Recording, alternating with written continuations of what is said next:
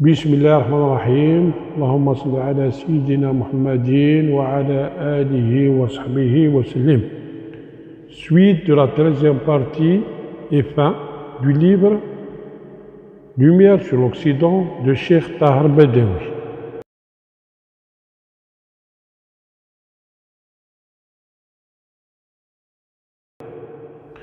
Cette attitude du calife qui montre avec quelle douceur les conquérants arabes traitaient les vaincus contraste singulièrement avec celle des croisés qui s'emparèrent de la ville sainte le 15 juillet 1099.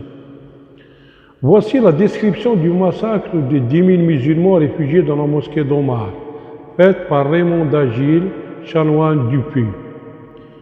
Il y eut, dit-il, tant de sang répandu dans l'ancien temple de Salomon que les corps morts y nageaient, portés çà et là sur le parvis.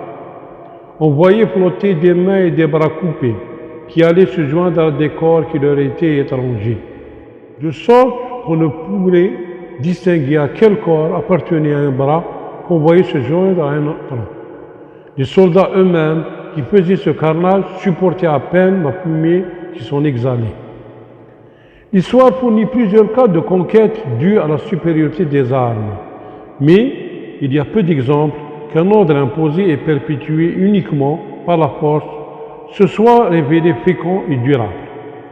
La sagesse des premiers successeurs du prophète ainsi que celle de leurs disciples, tels que par exemple Salah ad-Din, qui se constitua pour les besoins de la cause, médecin particulier, offrant ses services à son ennemi redoutable, le roi d'Angleterre, Richard Cœur du Lion.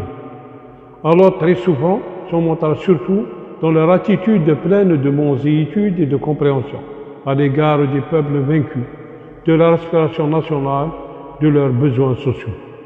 Cette attitude, qui fut une conséquence naturelle de leur foi, se révéla comme une suprême habileté politique.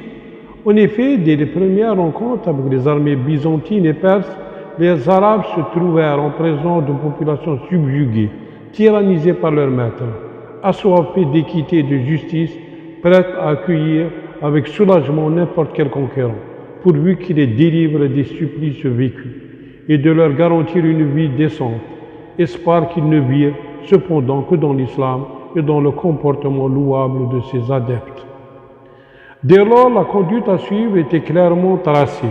Partout où ils portèrent leurs armes, les deux nobles khalifes Abu Bakr et Omar se présentèrent en libérateurs, en messagers d'une ère nouvelle de tolérance et de justice. Lorsque la conquête fut assurée, les khalifes, avec une parfaite maîtrise de soi, sûrs de dominer leur victoire, se conformant aux prescriptions coraniques, ils repoussèrent toute idée de conversion forcée, écartant toute mesure qui pourrait aller à l'encontre des usages et des coutumes des peuples incorporés. Ils se contentèrent d'un modeste tribut, très inférieur aux impôts qui les accablaient auparavant, très en deçà de la zakat rituelle imposée aux musulmans. En garantissant la sécurité de leurs nouveaux sujets, en captant leur confiance, ils assurèrent leur propre domination et donnèrent un asile solide à leur empire. À ce titre, Auguste Bailly écrit: la moséitude islamique réussit même ce prodige que n'avait pu réaliser Byzance, d'établir la paix, sinon l'union entre l'orthodoxie et le monophysisme, ce qui se traduirait par un véritable rapprochement entre le christianisme et l'islam, ou, plus encore, une continuité du message divin au cours des âges, comme le confirme le prophète Jésus en s'adressant aux Israélites, et tel rapporté par le Saint-Coran comme suit. Et quand Jésus, fils de Marie, dit « Ô enfants d'Israël, je suis vraiment le messager d'Allah. À vous, confirmateur de ce qui est dans la Torah, antérieur à moi, et annonciateur d'un messager à venir après moi qui s'appelle Ahmed. » Ainsi Jésus, ce vénéré prophète, annonçant la venue de Mohammed, son des messagers, salut divin sur eux, et dans la prédication portée sur l'avènement du royaume de Dieu, sur le salut par la foi, sur la nature divine de celui-ci, sur l'amour comme fondement de la relation de l'homme à Dieu et des hommes entre eux. Ne se présentait nullement comme fondateur d'une religion nouvelle, mais il portait la loi de Moïse et la prédication de l'ensemble des prophètes à leur plénitude. Il n'annonçait guère un royaume charnel, mais un royaume spirituel. Un royaume fondé, aux yeux de l'islam, sur le juste milieu, la défense des causes justes et nobles. Un équilibre parfait et harmonieux entre le corps et l'esprit. En ce royaume où le port du glaive reste une nécessité exclusivement pour combattre le mal. C'est ainsi que les premiers adeptes de l'islam ne furent autorisés à porter le glaive et à se défendre qu'après plus d'une décennie de souffrances subies de la main des païens et des idolâtres. Cette monsitude, consacrée très largement par le Saint-Coran, se manifeste à deux niveaux, à savoir combattre le mal, défendre des causes justes et nobles par le port du glaive, seulement lorsqu'échoue toute tentative de persuasion. Par conséquent, légitime et une nécessité dont on ne peut s'en passer. Et en second lieu, en ce qui concerne le comportement des plus nobles que doivent observer les musulmans à l'égard des gens du culte divers. Le Saint-Coran définit clairement les deux possibilités. Pour le cas de la légitime défense, il stipule « Allah prend la défense de ceux qui croient. Allah, il n'aime aucun traître ingrat. Autorisation est donnée à ceux qui sont attaqués de se défendre, parce que vraiment, ils sont lésés. Et Allah est certes capable de les secourir.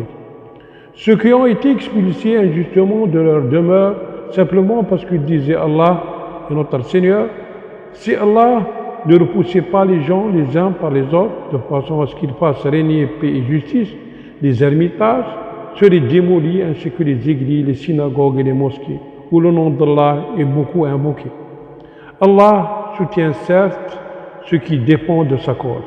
Allah est assurément fort et puissant. Ceux qui, si nous leur donnons paix et autorité sur terre, accomplissent assidûment la prière, acquittent favorablement la zakat, ordonnent le convenable et interdisent le blâmable, cependant l'issue finale de toute chose n'appartient qu'à Allah. Sourate dit le pèlerinage, versets 38 à 41.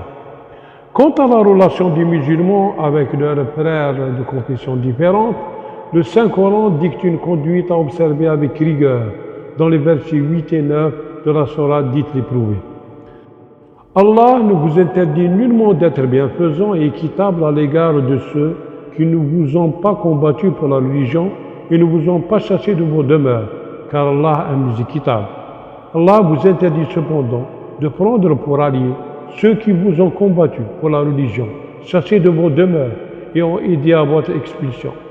Et ceux qui les prennent pour alliés sont des injustes. Il serait très insensé qu'après toutes ces vérités historiques et témoignages d'éminents hommes de culture très versés dans le domaine des religions, l'on continue encore à croire à cette hérésie infâme vis-à-vis de l'islam qu'elle considère comme une religion de contrainte et de violence.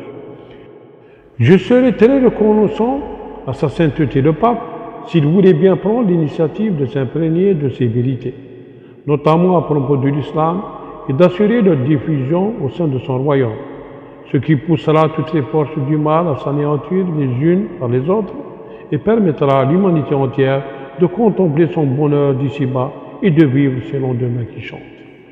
Meilleurs vœux de bonheur et de santé et de succès avec ma très haute considération.